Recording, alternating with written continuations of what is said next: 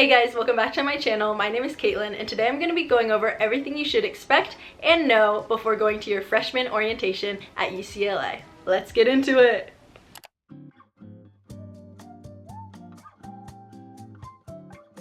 Okay, so I just came back from my own freshman orientation at UCLA and I just wanted to make a video about what to pack, what to expect, things I wish I knew before, because there was very little information about freshman orientation online and sent out, and also I just really didn't want to vlog while I was there just so I could like experience it and kind of take everything in without having to focus on filming, so that's why I'm just doing a sit down video.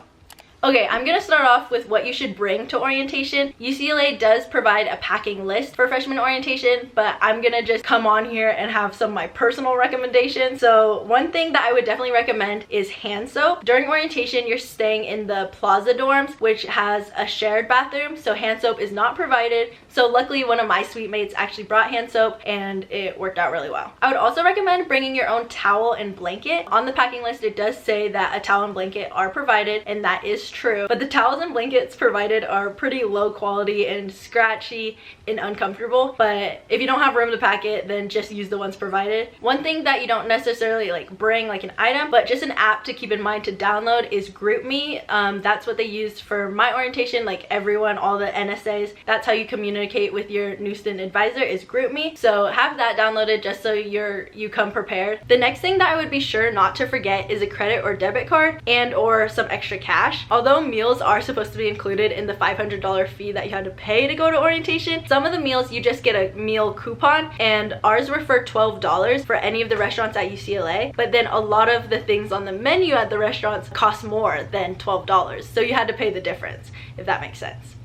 And for the meals that they don't give you coupons for, sometimes they'll load money onto your Bruin card, but when I was there, like swiping the Bruin card at the restaurants wasn't working, like the money wasn't there yet, so we had to pay with our cash or credit cards. The next thing I would recommend is to make sure you have a backpack or a tote bag or just something to carry around your stuff in, and then also maybe a phone wallet or just a wallet, because you're gonna get a key card for your room that you're gonna need for everything. That's your access to all the buildings, sometimes the dining halls, and also for your room. So you want to make sure you have your key card on you at all times, so make sure you have something small to keep it in. Also, you're going to be walking around a lot and in the LA, California heat, so I would definitely bring a refillable water bottle and then some nice walking shoes. Going up the hill to the dorms feels like a full hike, so I was really happy that I had my running shoes with me. Now, the last thing that I would be like prepared for and with things that you could bring is that the dorms that you're staying in, some of them were really hot and some of them were really cold. So my dorm was really hot, and one of my roommates for orientation brought a fan, and it was actually really helpful. So if you have room and maybe you're driving there, I would recommend bringing a fan, just because that was our saving grace for the week. But then one of my friends had a really cold dorm, so she wished she had like extra blankets, sweatpants, and hoodies because it was just really cold when they were sleeping. So just something to note, you might not be able to control the temperature in your dorm room, so just be aware of that. I wanted to do a quick little segment about early arrival because I did early arrival and I felt like there was like no information about it whatsoever. So basically, I flew in the day before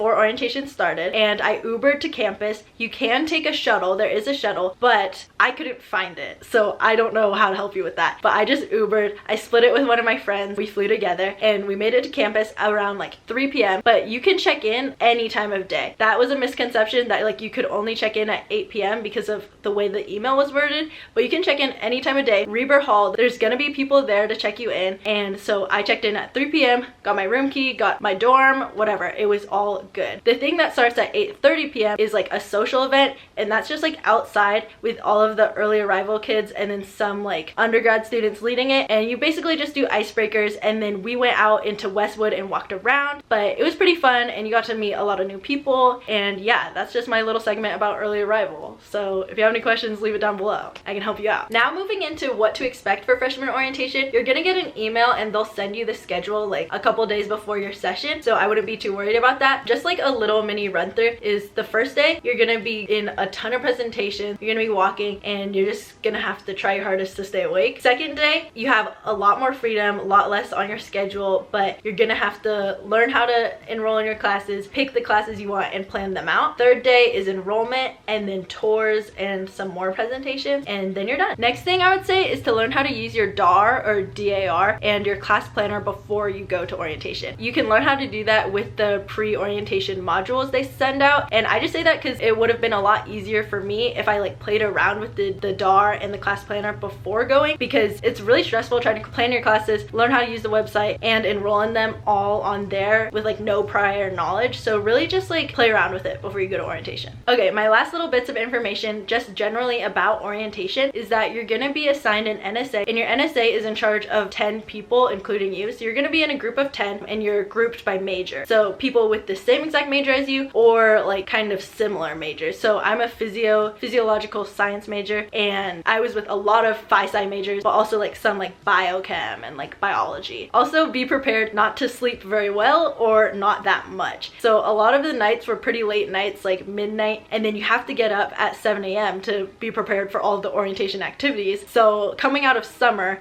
and I really like sleeping in, waking up at 7 again was pretty rough. So be prepared for that. One random thing I wish I knew before going to orientation is that some of the dining halls don't let you bring your backpack in. So I wish I knew that, because then I would have like prepared enough time and left my backpack in the dorm, gone down to eat, and then gone back to get my backpack instead of like leaving it out in the open. Okay, so that's pretty much it for my UCLA freshman orientation info video. If this helped you, give this a thumbs up. If you have any more questions, leave a comment down below. I'll try my best to get back to you. Subscribe for more UCLA content. Fours up. Go Bruins. Thank you so much for watching, and I'll see you next time. Bye.